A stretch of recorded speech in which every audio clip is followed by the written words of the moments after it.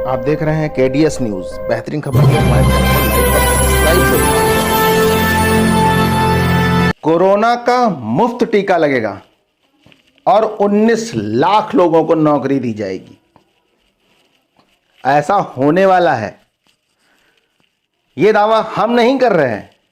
यह दावा बिहार चुनाव को लेकर बीजेपी के घोषणा पत्र में किया गया है।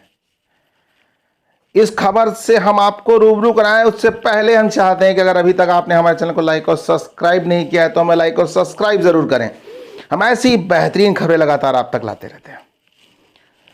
दोस्तों, बिहार चुनाव का जो बिगुल बज चुका है, उसके बाद कांग्रेस ने जहां अपना घोषणा पत्र जारी किया है, इसी बीच बीजेपी ने भी कोरोना और बढ़ती बेरोजगारी को प्रमुख मुद्दा बनाकर जनता के सामने पेश किया है।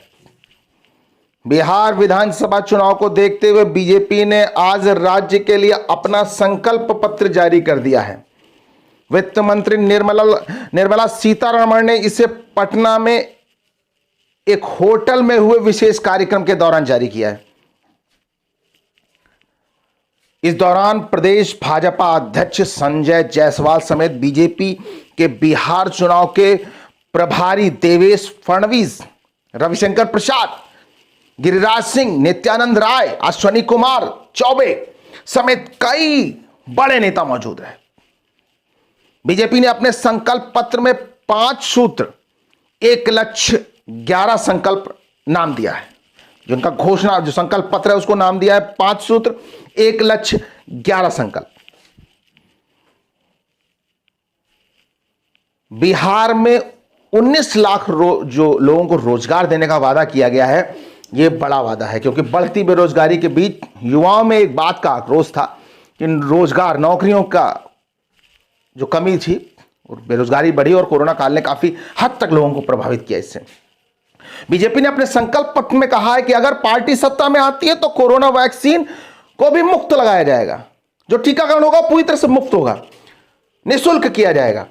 दूसरी बड़ी बात थी, कोरोना संकट काल चल रहा है, विषम परिस्थितियां हैं देश के सामने, ऐसे में मुफ्त टीकाकरण की बात जो की है वो अपने संकल्प पत्र में भारतीय जनता पार्टी ने डाली है।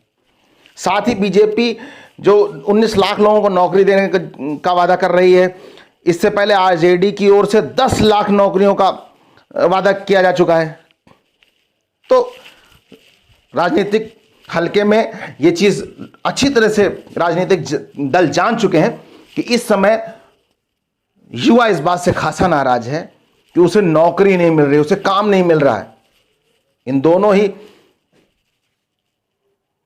वादों से इस बात की पुष्टि हो रही है। बीजेपी ने अपने संकल्प पत्र में कहा है कि कोरोना वायरस का टीका जैसे ही जारी होगा, इसे हर बिहारवासी को निःशुल्क लगाया जाएगा। साथ ही 2022 तक 30 लाख लोगों को पक्का मकान देने का वादा किया गया है।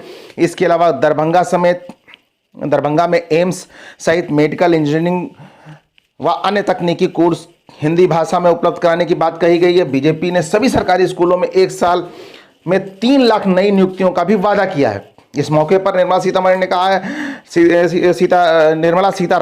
ने कहा है कि बिहार एक ऐसा राज्य है जहां सभी नागरिक राजनीतिक तौर पर जागरूक हैं और उन्हें सारी बातों की जानकारी है। वे पार्टी की ओर से किए गए वादों को समझते हैं। अगर कोई हमारे मैनिफेस्टो पर सवाल उठाता है तो हम पूरे आत्मविश्वास के साथ उनका उत्तर देने को तैयार हैं, क्योंकि हम जो वादा करते हैं उसे पूरा करते हैं। ये बड़ी बात कही गई है। जो 11 संकल्प लिए हैं बीजेपी ने, उस पर बात करना जरूरी है। उस पर हम आपको बताते हैं।